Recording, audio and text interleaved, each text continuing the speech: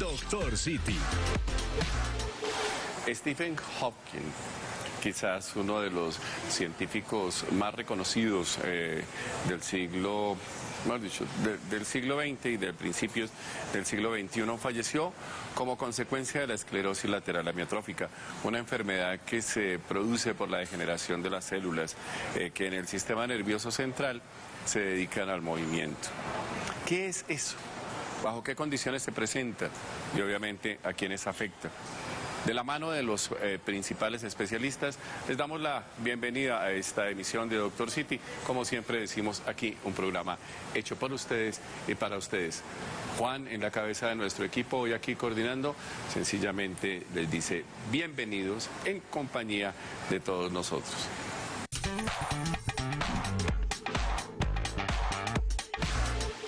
Dijimos que estos días vamos a hablar de esclerosis lateral amiotrófica. Un mal, una enfermedad que mejor dicho, que su publicidad estuvo hasta hace algún tiempo mediada porque quizás el científico más reconocido de la última parte del siglo XX y comienzos de este siglo XXI la padecía, Stephen Hawking. Pero no solo por eso, sino porque muchas personas, digamos, con muchísima, digamos, capacidad, no solamente desde el plano intelectual, sino laboral, pues aún padeciendo la enfermedad, desarrollan sus actividades. Lucy, gracias. Muchas gracias a ustedes. Pero la verdad es que sería un despropósito no hablar, digamos, de esa evolución, de que nos cuente. Ya sabemos, es una enfermedad, etcétera, etcétera, que tiene compromiso en las neuronas, que producen el movimiento, que son los músculos voluntarios los que se afectan, que básicamente va produciendo una parálisis en todos los músculos, digamos, que la persona puede mover hasta culminarla, pues, de manera seria, digamos, a una limitación que le genera dependencia a todo el mundo. Entonces digo, eso lo sabemos, pero ¿cómo evoluciona esto? Bueno, yo creo que en la evolución hay tres aspectos importantes. Yo creo que la primera parte es la aceptación. Aceptar que hay una limitación, aceptar que hay que afrontar un cambio de vida. Y entonces esa es como la primera etapa, que es la que uno quisiera que se desarrollara mucho más rápido. Antes, en la época, por ejemplo, de su papá, ¿cómo se abordaba eso? Porque es que los médicos somos a veces bruscos. Entonces decimos, no, simplemente usted tiene una ELA. ¿Qué es eso? No, pues usted se va a quedar paralítico y obviamente tal. Y entonces ese tipo de diagnósticos no caen, digamos... No caen muy bien. Sí. Y sobre todo que ojalá fuera a decir, se paraliza. Va a morir muy pronto. Se va a morir rápido. Se va a morir rápido. Entonces yo creo que eso es una cosa de afrontarla y es difícil. Entonces por eso decía yo que la primera etapa es afrontar una realidad de una limitación y hacer una aceptación. Dentro de esta aceptación vendría una segunda etapa, que es las redes de apoyo. En esta red de apoyo pues está involucrada la información, la red de apoyo familiar, que es muy importante. Yo creo que esa es como la base para todo, y por supuesto un sistema de salud. Y habría como una tercera fase, que ya es el proyecto de vida. Entonces, en cada etapa de esto es donde nosotros estamos en nuestra experiencia interviniendo. Cómo logramos una aceptación, cómo logramos unas redes de apoyo reales y cómo finalizamos con un proyecto de vida. ¿Se logra? Se logra, pero tenemos que estar muy armonizados con estas tres etapas. Y la primera es clave, que es aceptar. Aceptar esa realidad con una buena información, y si uno la articula a una buena red de apoyo. Y empezamos por la familia. Hay una familia que también tiene que tener un apoyo para poder aceptar esta realidad.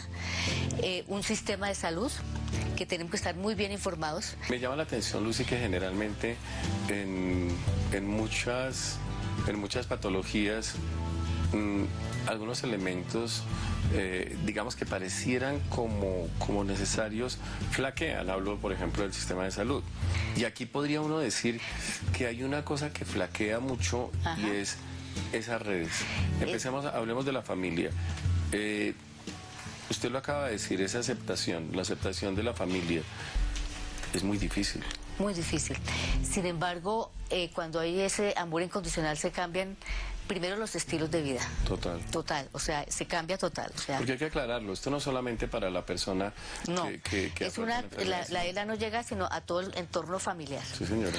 Entonces hay un cambio de estilo de vida, hay un cambio, digamos, de compromisos desde lo laboral, lo social, todo cambia, porque realmente hay una condición diferente. Inclusive en la parte familiar, hablemos de la parte económica, por ejemplo, Sí. que es compleja, deja de trabajar, entonces cómo adquirir una pensión, que es muy complejo, porque a veces pasan años, no meses, años antes de poder tenerla como es su derecho, pero también existen otras cosas, por ejemplo, una deuda, que es muy complejo tener una deuda en hipoteca, por el hecho de tener una enfermedad catastrófica como esta, pues se puede condonar. Que la gente no sabe, por ejemplo. Entonces, ¿eso qué hace? Eso hace que la persona se angustie, la familia es una, digamos, una calamidad total.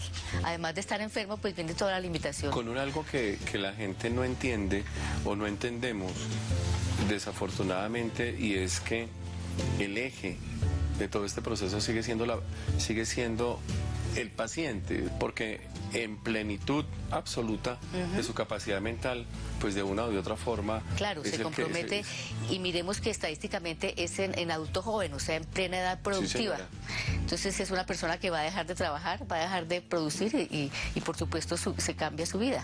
Por eso decimos en estas etapas de afrontamiento inicial. Pero, Lucy, más allá digamos, de esto, ¿por qué no hablamos un poquito, sí, así para terminar rápidamente, de algunas personas que de pronto no conocen la asociación, de que están en esa etapa inicial de incertidumbre, de choque frente al diagnóstico, o de pronto que después de tenerlo se quedan un poquito como sueltas con esas incertidumbres y demás, y obviamente como traigámoslos para acá, para que entendamos que hay posibilidad más allá de la ELA y bajo esa condición, pues que ustedes están aquí para soportarlo también. Yo creo que la asociación lo que más permite es, primero, compartir una experiencia vivida, que yo creo que la experiencia es lo que nos da todos los elementos para poder saber cómo se vive con una enfermedad como esta, cómo es nuestro día a día y cómo ha sido nuestra experiencia. El día a día es todo, decirles qué debe hacer en su casa, cómo la debe organizar.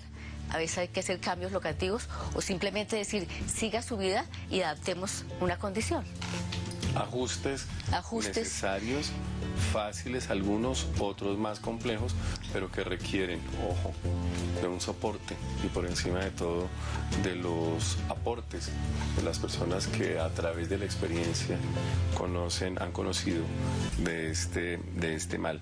Rosy, muchas gracias. A ustedes, muchas gracias. Sí, ¿todavía le dicen jefe? Todavía no me gusta, prefiero que soy orgullosamente enfermera. Yo creo que eso es lo que más me gusta y lo que me gustó de mi profesión, ser cuidadora. Gracias, jefe. Chao.